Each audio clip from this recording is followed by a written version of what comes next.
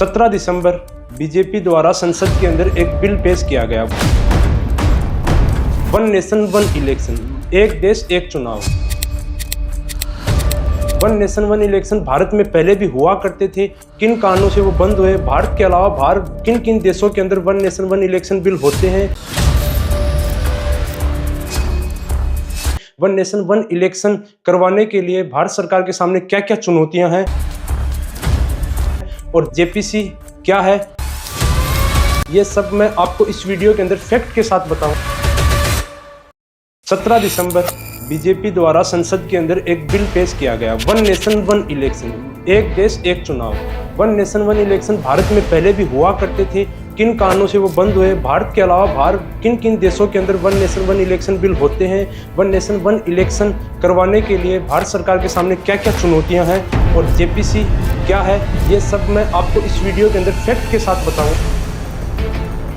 15 अगस्त 1947 को भारत देश आज़ाद हुआ। आज़ादी के बाद 1951, 52 और 1957, 1962 और 1967 के अंदर लोकसभा और विधानसभा के चुनाव एक साथ हुआ करते थे। 1957 में कई राज्यों के अंदर चुनाव अलग अलग हो रहे थे, तो उनकी असेंबली को भंग कर एक साथ चुनाव कराए गए, जिसके अंदर बिहार, बॉम्बे, मद्रास, मैसूर, पंजाब, उत्तर प्रदेश और पश्चिम बंगाल शामिल थे। इसी बीच वन नेशन वन इलेक्शन पर पहला ग्रहण केरल में 1959 के अंदर देखने को मिला। नेहरू जी की केंद्र सरकार ने संविधान के अनुच्छेद 356 का इस्तेमाल करके वहां की असेंबली को भंग कर दी। इसी के कारण 1960 के अंदर केरल के अंदर दोबारा विधानसभा चुनाव कराए गए।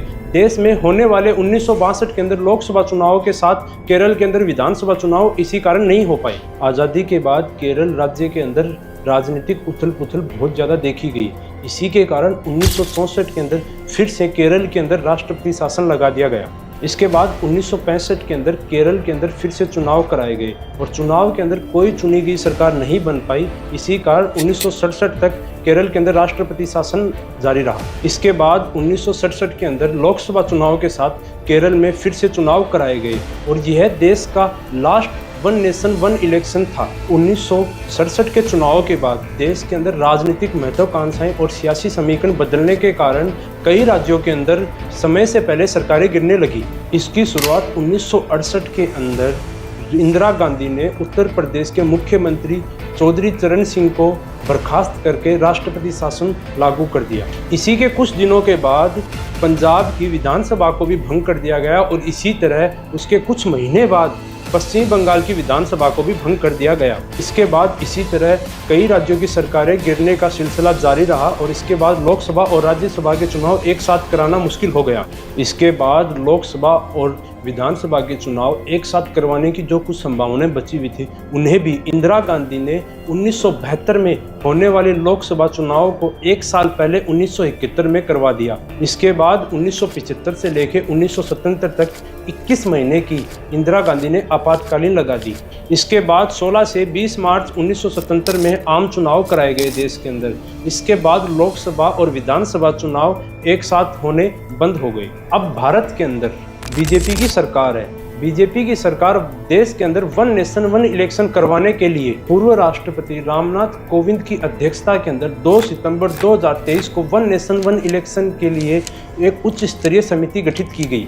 इस समिति ने साल की शुरुआत में राष्ट्रपति द्रौपदी मुर्मू को 18,626 पन्नों की रिपोर्ट सौंपी, जिस रिपोर्ट को 191 दिनों के अंदर बनाकर तैयार किया गया, जिसमें आज़ादी के बाद हुए 1951 से लेकर 1967 तक वन नेशन वन इलेक्शन के बारे में विस्तृत रूप से बताया गया है।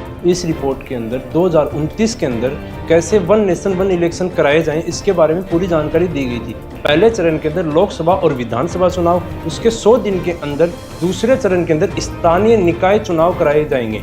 इसके बाद 17 दिसंबर 2024 को वन नेशन वन इलेक्शन करवाने के लिए 129वां संविधान संशोधन बिल संसद के अंदर पेश किया गया तथा दूसरा केंद्र शासित कानून संशोधन बिल 2024। इसके तहत पांडुचेरी, दिल्ली और जम्मू एंड कश्मीर के अंदर विधानसभा चुनाव और लोकसभा चुनाव एक साथ कराए जा सकें, जिससे बिल पास कराने के लिए पहले संसद के अंदर इलेक्ट्रॉनिक वोटिंग कराई गई। कुछ सांसदों की आपत्ति के कारण वोट करने के लिए फिर से पर्ची से मतदान कराए गए। बिल को पेश करने के पक्ष में 269 और विपक्ष के अंदर 198 वोट पड़े। इसके बाद बीजेपी के केंद्रीय कानून मंत्री अर्जुन राम मेघवाल ने one nation one election bill संसद के अंदर रखा।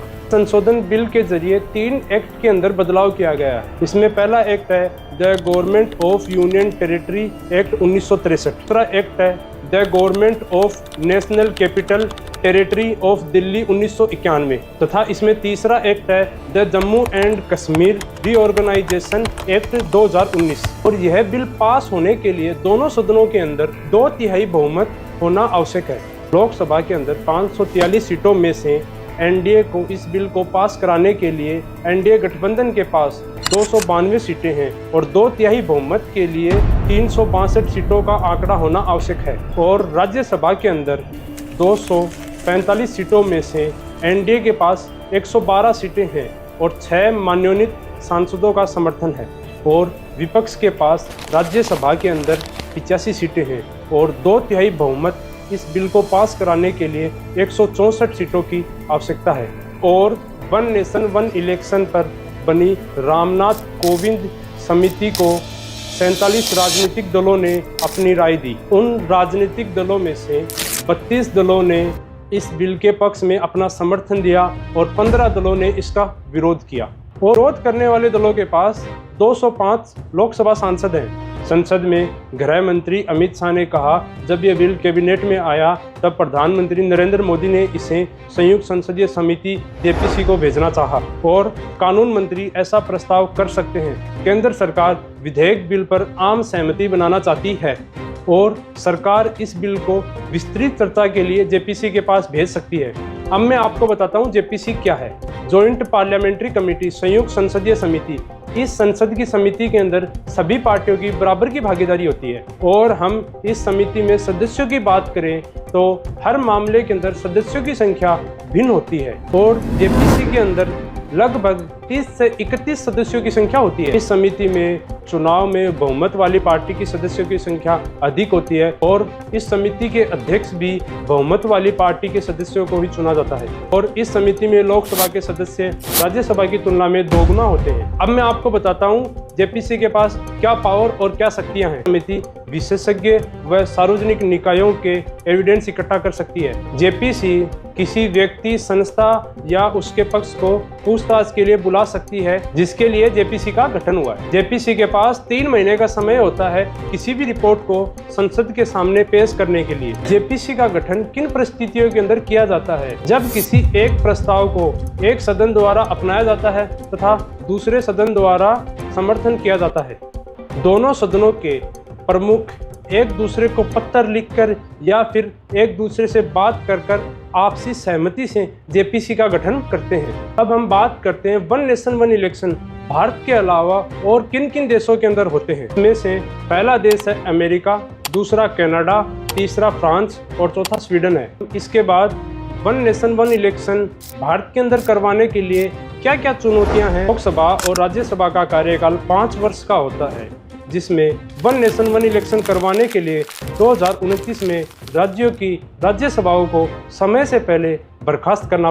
देश के सभी राजनीतिक दलों को एक साथ लाना ही एक चुनौती है क्योंकि सभी राजनीतिक दलों की अलग अलग मत हैं और वन नेशन वन इलेक्शन करवाने के लिए अधिकारियों और सुरक्षा बलों की अधिक आवश्यकता होगी और ईवीएम मशीन और वीवीपैट की संख्याओं को बढ़ाना होगा। वन नेशन वन इलेक्शन करवाने के क्या क्या फायदे हैं? वन नेशन वन इलेक्शन अगर एक साथ होंगे तो हमारे सुरक्षा बलों को सिर्फ 3 महीने के लिए ही चुनाव के अंदर अपनी ड्यूटी देनी होगी क्योंकि अभी भारत के अंदर हर साल किसी न किसी राज्य के अंदर चुनाव होते रहते हैं जिसके कारण हमारे सुरक्षा बल चुनाव करवाने के लिए वहाँ पे सुरक्षा देते। और वन नेशन वन इलेक्शन होंगे तो चुनाव का खर्च पहले के मुताबिक बहुत कम होगा।